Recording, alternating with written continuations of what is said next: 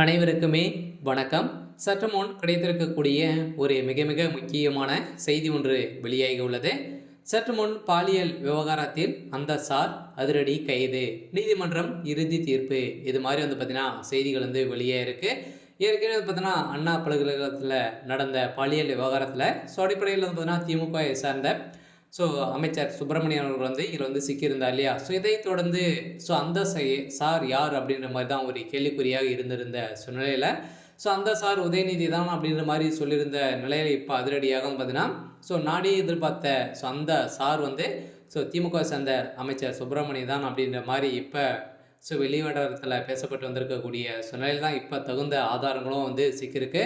ஆனால் திமுகவிலிருந்து இவர் பார்த்தீங்கன்னா அமைச்சர் பதவியிலிருந்து நீக்கப்படுற போல தான் திமுகவுடைய தலைமையகம் முடிவு செய்திருக்கக்கூடிய நிலையில் இந்த பாலியல் விவகாரத்தில் அதிரடியாக அந்த சார் கைது செய்யப்பட்டிருக்காரு. அதனால் நீதிமன்றம் இறுதி தீர்ப்பாக தான் வழங்கியிருக்காங்க. அவருக்கு மரண தண்டனை விதிக்க போகிறதாக செய்தி வெளியாக இருக்குது. அதனால் பார்த்தீங்கன்னா குற்றவாளியாக ஏற்கனவே கைது செய்யப்பட்டிருக்கக்கூடிய ஞானசேகர் அவர்களுக்கு விடுதலை அப்படின்ற மாதிரி தான் இப்போ வெளியே இருக்கக்கூடிய செய்தியால் தமிழகத்துக்கு ஒரு மிகப்பெரிய ஒரு சம்பவங்களாக தான் திமுக நடந்திருக்கு.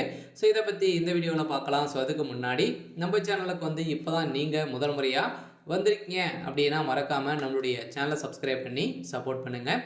வாங்க வீடியோக்குள்ளே போகலாம்.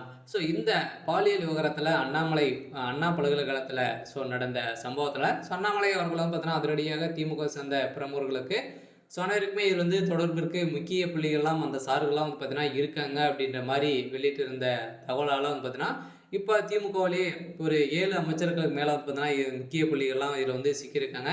இதில் பார்த்தீங்கன்னா உதயநிதி ஸ்டாலின் அவர்களுக்கும் முக்கிய நபராக தான் இருந்திருக்கக்கூடிய நிலையில் இப்போ அந்த சார் யார் அப்படின்னு பார்த்தீங்கன்னா இப்போ சமீப காலத்தில் கூட காரின் மூலமாக திமுகவுடைய கொடிகளை வைத்து துரத்திய சம்பவத்தால் அதில் சிக்கிய நபர்கள் அனைவருமே திமுகவுடைய துணை முதல்வராக இருக்கக்கூடிய உதயநிதியுடைய மகன் அவருடைய நண்பர்கள் தான் அப்படின்ற மாதிரி தெரிய வந்திருக்கக்கூடிய நிலையில் தான் இப்போ அதிரடியாக அந்த சார் உதயநிதியுடைய மகன் தான் அப்படின்ற மாதிரி இப்போ பரவலாகவே பேசப்பட்டிருக்கக்கூடிய நிலையில் தான் இப்போ இன்பநிதி அதிரடியாக கைது செய்யப்பட்டிருக்காரு. அதனால் பார்த்தீங்கன்னா ஏற்கனவே உதயநிதியும் சிக்கியிருக்காரு. திமுகவுடைய தலைமையகத்துக்கு பார்த்தீங்கன்னா மீண்டும் மீண்டும் முதல்வர் ஸ்டாலின் அவர்களுக்கு ரொம்ப நெருக்கடி கொடுத்துருக்கக்கூடிய நிலையில் இப்போ பார்த்தீங்கன்னா முதல்வர் ஸ்டாலின் அவர்களே உடல்நிலை குறைவால் திடீர்னு பார்த்தீங்கன்னா ஹார்ட் அட்டாக் வந்திருக்கக்கூடிய நிலை அவருக்கு வந்திருக்கு.